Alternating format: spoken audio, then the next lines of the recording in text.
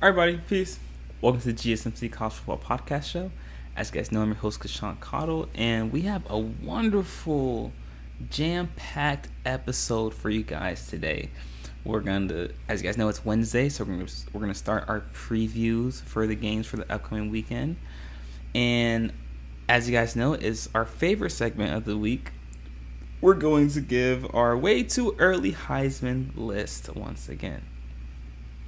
But before we get started, guys, if you haven't already, be sure to hit that subscribe button, hit that like button as well, so you guys can stay up to date on all of our latest content. And be sure to subscribe to us on Patreon as well. You can do so by following the link. You can do so by going to patreon.com, click on the search bar, and typing in GSMC Sports Network. That way you can get access to all of our exclusive content that we post daily. And if you'd like to support our network and our company, you can do so by following the link in the ticker below. It's streamelements.com/GSMC Sports Network./tip. Once again, it's streamelements.com/GSMC Sports Network./tip. None of this is possible without you guys, the fans. We're just so grateful for all the love and support that you guys show us. And it's an honor to have this platform and to share my insight and knowledge on the wonderful world of college football. So, with that being said, let's get right into it, guys. We have an ACC matchup we're going to lead off the show with number 4 Florida State going up against Clemson.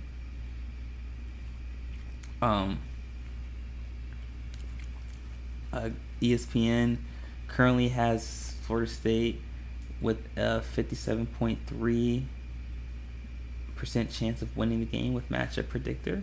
So a fairly close game. And as you guys know, this game is going to be played at Memorial Stadium. So it's a home game for Clemson. Currently, the over-under is set at 55, and the spread is FSU minus 2.5. This game will be at 12 o'clock Eastern Standard Time on Saturday. So this is a pretty Vegas has this game being particularly close. Interesting. As you guys know, Jordan Travis going up against Klubnik. The Clemson defense is starting to come on. They struggled against Duke in the first game of the season. They looked pretty well. They looked pretty good last week. And the health of Jordan Travis is going to be a cause for concern for Florida State. Now, will he be at 100%? Or will he be dealing with some little nicks and knacks? I know currently he's listed as active and he's going to be playing, but I know he has a couple of bruises from his previous game that are still healing. But it could be cut. And this was a matchup that we talked about in after Florida State had beaten LSU. We talked about, will Florida State be able to run the SEC? Will they be able to run through the ACC? I'm sorry. Will they be able to run through the ACC? And will they be able to finally get over the hump of Clemson? And this game is going to say a lot for the state of the ACC, because I'll be quite frank. If Florida State loses this game to Clemson, the ACC will not have someone representing that conference in the college football playoff.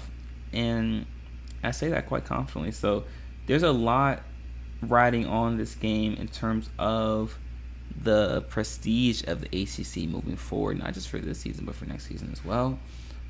Clemson's currently unranked, and they lack the talent of previous iterations of this Clemson team, and because they lack the talent, they're starting to get exposed more for their deficiencies and the mistakes that they would make in previous seasons that would get masked by their talent, or are no longer getting masked because they don't have the talent. So Florida State needs to win this game in order for the ACC's chances to be represented in the college football playoff. And I don't have this game being particularly close as Vegas does. I think this is going to be a 2-score game. I have Florida State winning this game by a score of 28-14, and I don't think this game is going to be particularly close. But I think Florida State is going to do a good job of controlling the ball by committing to the run. This is a Clemson team that is allowing, almost 100 yards per game, and I think that Florida State's O-line is going to be a necessity for this game, obviously, but I think that Florida State is going to commit to the run, especially with Jordan Travis being not at 100%. They're going to commit to the run so they can keep the defense of Florida State out the field. But Clemson is just going to struggle to. They struggle to score at times and put points on the board, and this is the offense that has committed a lot of turnovers in Clemson, and Florida State can generate at least 2 turnovers. I just don't think this game is going to be particularly close. So as I said, I do have at Florida State winning this game by a score of 28-14. But let me know what you guys think. Do you guys think that Clemson will be able to pull off this upset? Or will Florida State win this game? And I just think that if Florida State loses this game, the biggest thing is that the ACC will not have anyone representing them in college football playoff. Because I just don't see any way, even with this win right here, how Clemson can make the college football playoff, especially with the loss they had to Duke. Because they don't pass the eye test. And this would be a big win for Florida State if they can win, and it'll be on the road, a rivalry game. So I have Florida State win this game 20-14, like I said. A lot of implications for the ACC in this game. Perhaps the changing of the tide, changing of the guard, akin to what's going on in the SEC, perhaps with Alabama and Georgia. But let me know what you guys think. I do have like I said, I have Florida State win this game by a score of 28-14. But in our next segment, guys, we're going to be discussing the way too early Heisman list. I know that's your guys' favorite segment of the show, so we're going to be covering all of that and much more. So be sure to stick around, guys. You're not going to want to miss it.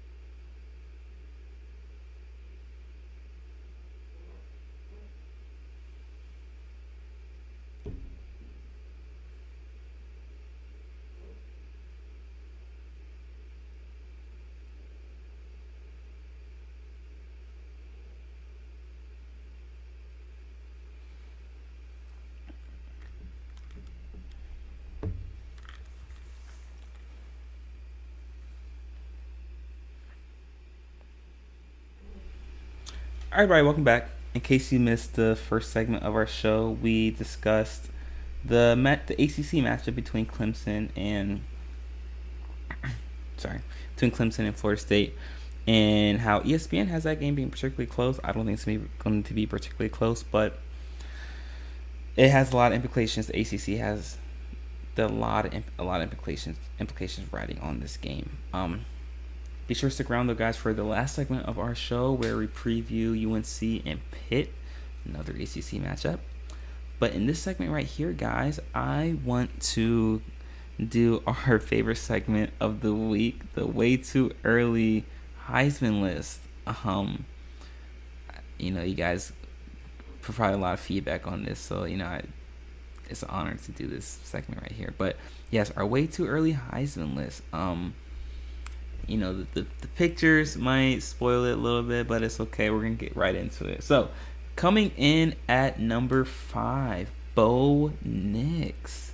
We've got Bo Nix coming in at number 5. Bo Nix jumped onto the list after his incredible performance against Texas Tech, leading them on a comeback. Bo Nix actually will be playing. He'll be partaking in a game against Colorado, a game which has a lot of Heisman implications because across the sideline is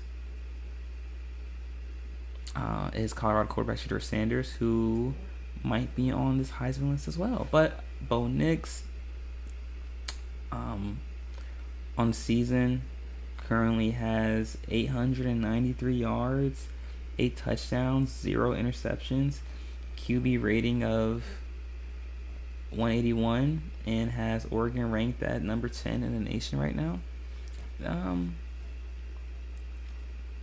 So I have Bo Nix coming in at number 5. Number 4, we have Jordan Travis of Florida State.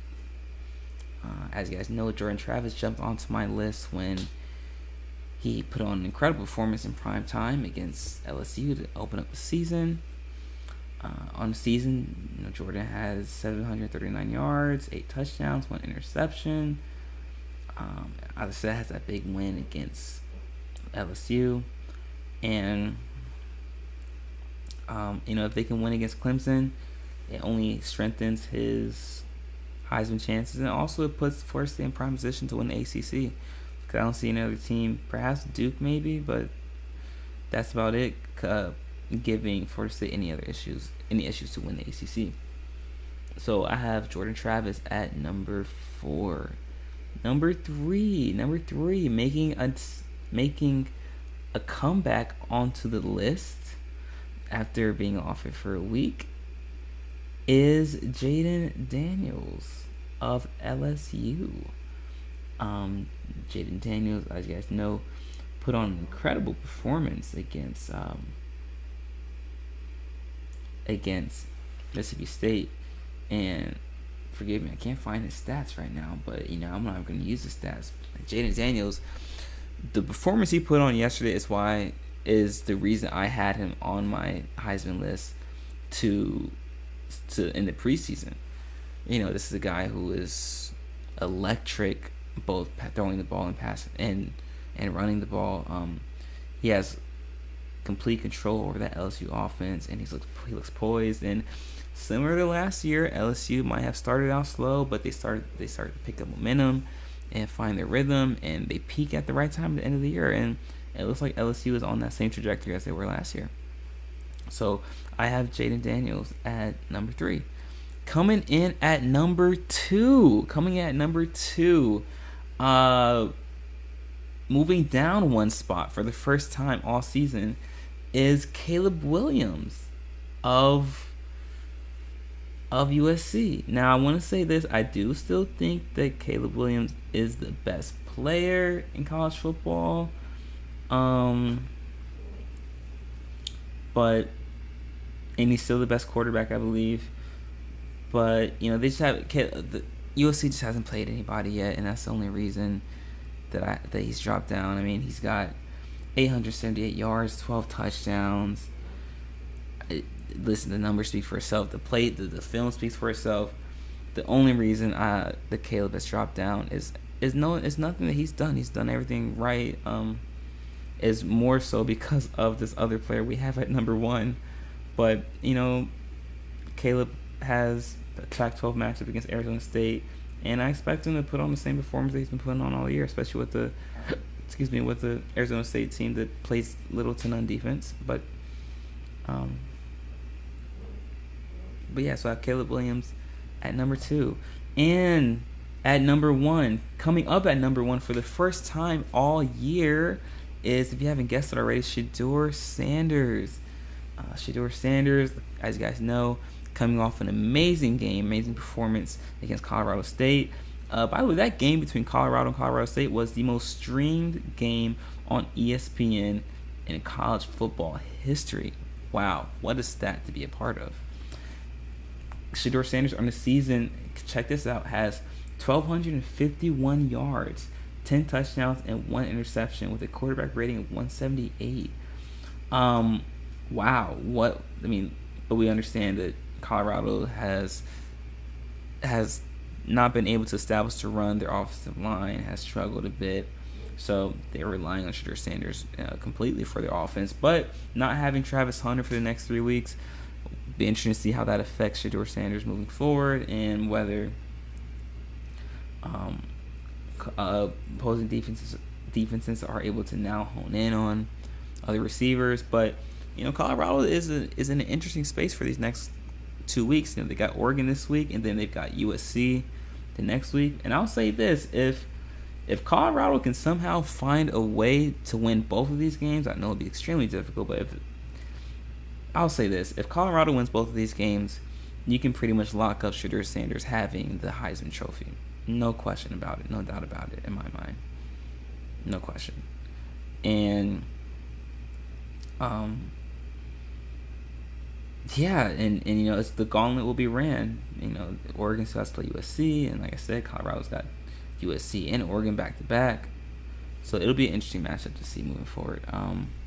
But right now I have Shedeur Sanders at number 1 as my Heisman list, and it's primarily due to the storyline. I mean, Colorado going from winning 1 game last year, and now they're already at 3 wins, and the stats that he's putting up, the play matches it, and the hype and the coverage that Colorado's getting, it fits the storybook narrative that suits well with the Heisman Trophy. And as we know, sports is all about narrative. At the end of the day, it's all about entertainment. Who has the best story? And as of right now, Shedeur Sanders has the best story, and so is Colorado. So, guys, that is my way too early Heisman list. Let me know what you guys think. Who is your Heisman front runner right now? And do you have any problems with my list? Love to hear what you guys have to think about that. But moving forward, guys, in our next segment, we will be previewing an interesting matchup coming up this week. But be sure to stick around, guys. You're not going to miss any of that. We will be right back.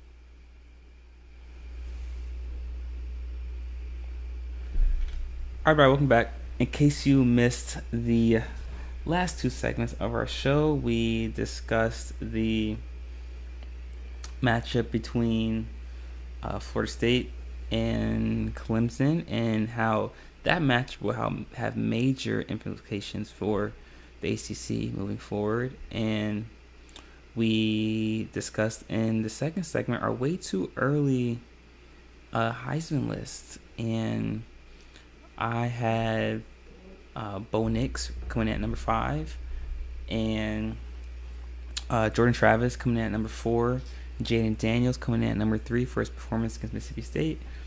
Caleb Williams actually dropped down to number 2, and I had Shedeur Sanders rounding out at number 1.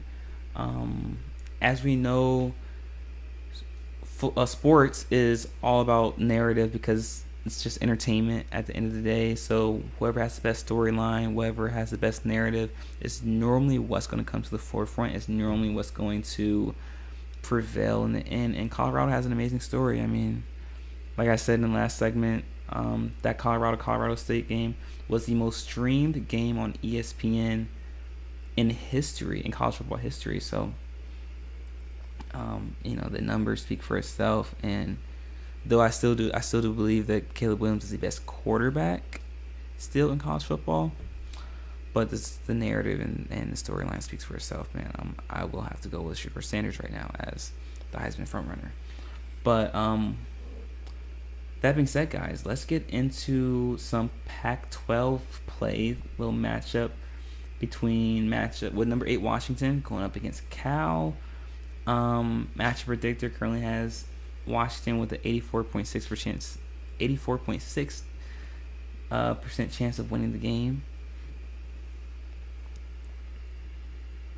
and the over/under is currently set at 59, and the spread is currently set with Washington with a minus 20.5. So yeah, Vegas doesn't have this game being particularly close, and I don't have this game being particularly close either. I actually want to use this game as a backdrop to really shed light on how good Washington is. And Washington is one of the most underrated teams right now in the country. This is a team that is leading the league. Leading the country in in passing yards per game. Michael Penix Jr. has 1,300 over 1,300 yards passing, 12 touchdowns, 1 interception.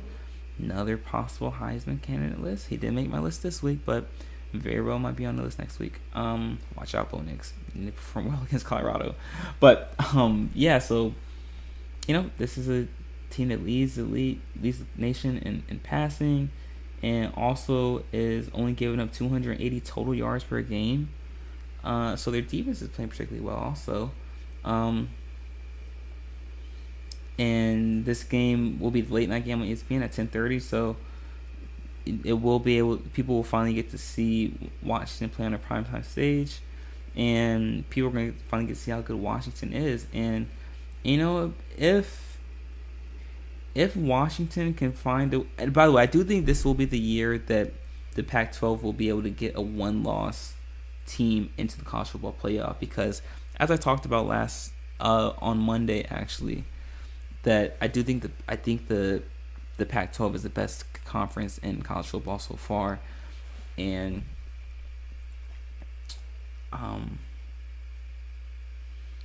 think that this will be a chance, because if someone's gonna have one loss, with Colorado and Oregon and USC and Washington, there's gonna be a one-loss team.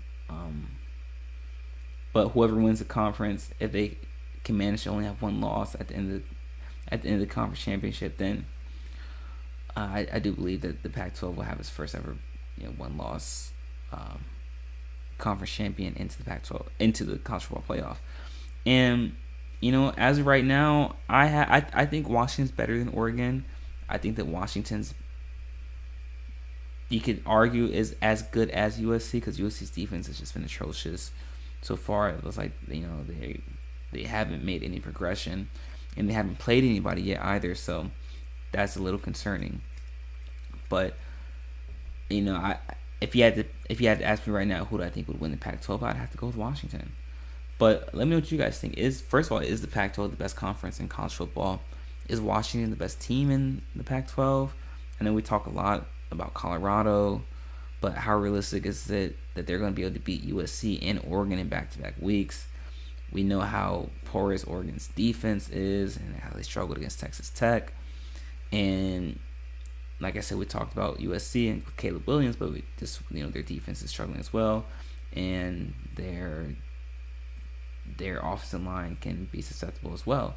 But Washington seems like they have the complete package. I mean, like I said, they're leading the country in passing yards, and their defense is the top 30 defense in the nation. So, all arrows are pointing towards Washington being the best team in the Pac-12, and don't be surprised if they end up being undefeated come December. But in terms of score, I have Washington winning this game by a score of 37-17. Like I said, I don't have this game being particularly close. I do think they cover the spread, and people are finally going to be talking about Washington as one of the best teams in the country. And that's how I see this game going. But let me know what you guys think. How do you think this game is going to turn out? And for our next segment, guys, we will be covering another ACC matchup. So, guys, be sure to stick around. You are not going to miss that.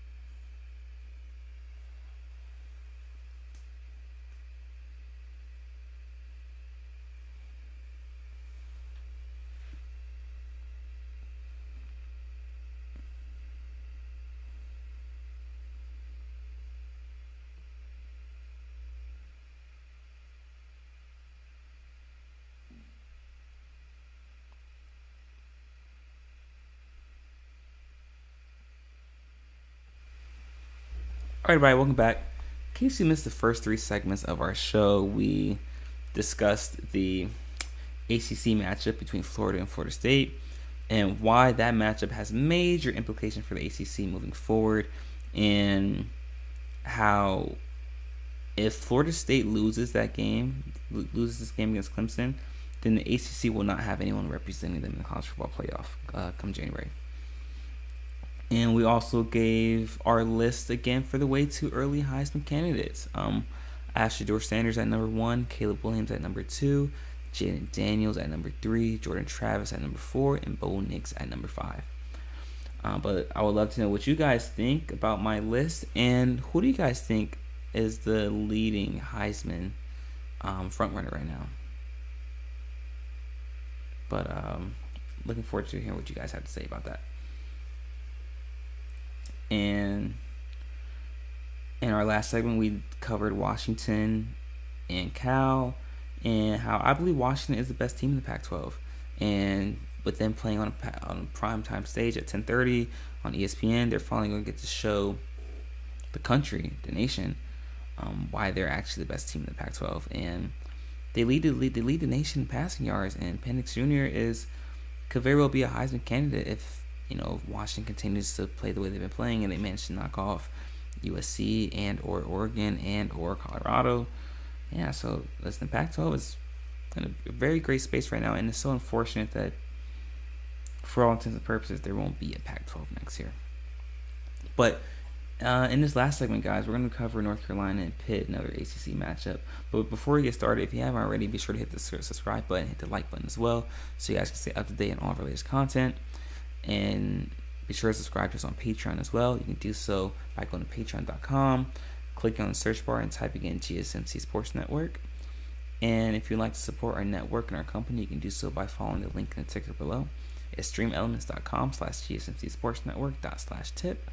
Once again, it's streamelements.com/GSMC Sports Network/tip. None of this is possible without you guys, the fans. So we're just grateful for all the love and support that you show us, and it's an honor to showcase my knowledge and my insight on the world of college football with you guys. And it's a privilege to hear your thoughts too, hear what you guys have to say when it comes to college football. So just thank you so much. So ACC matchup, North Carolina, Pitt. Matchup predictor currently has North Carolina with a 63.7% chance of winning this game.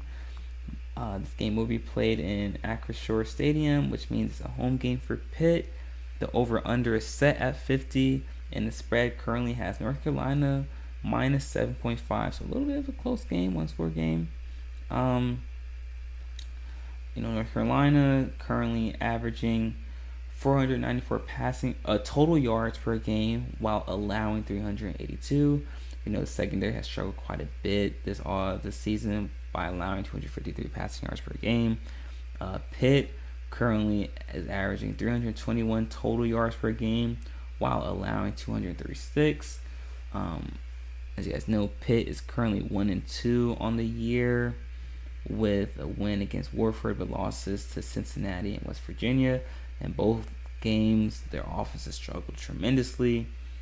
As you guys know, North Carolina is currently 3-0 with victories over South Carolina, which they did with dominant fashion.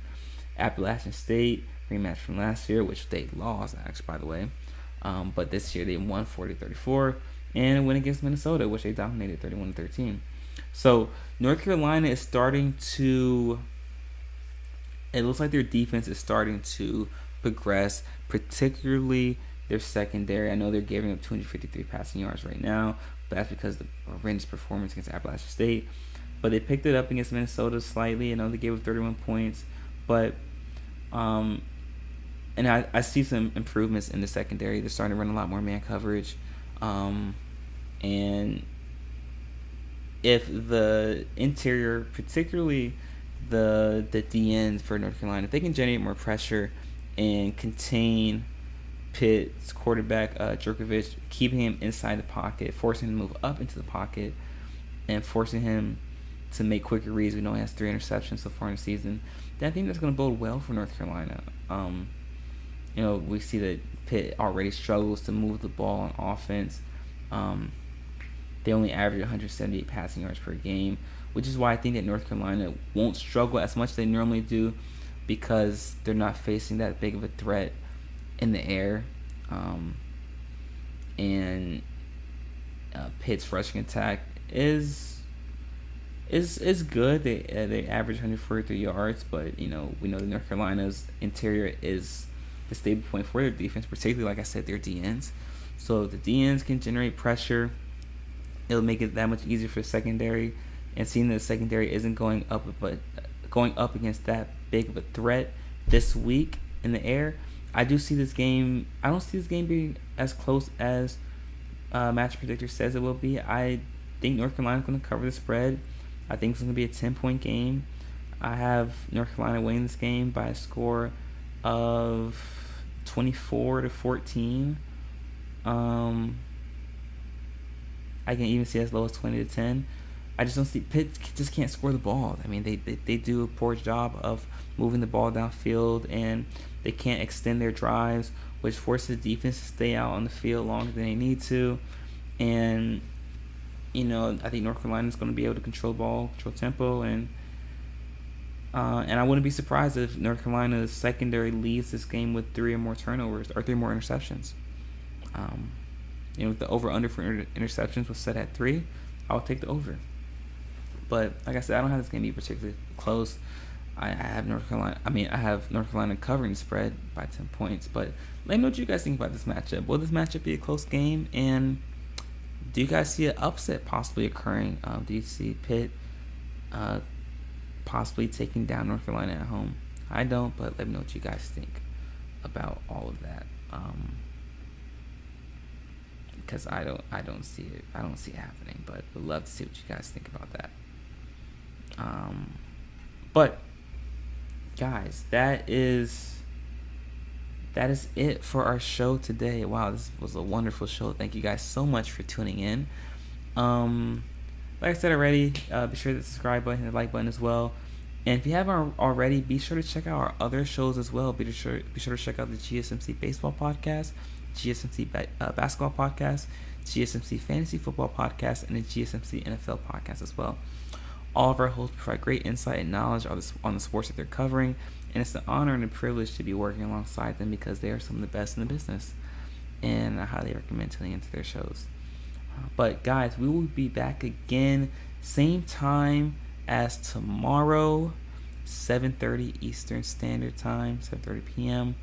to cover more previews. We're going to do all previews for the next 2 days because we've got a lot of great matchups in college football.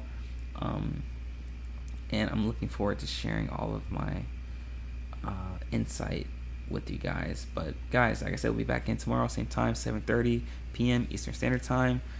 Until then, continue to stay safe, be vigilant, make smart decisions, and until next time, guys, peace.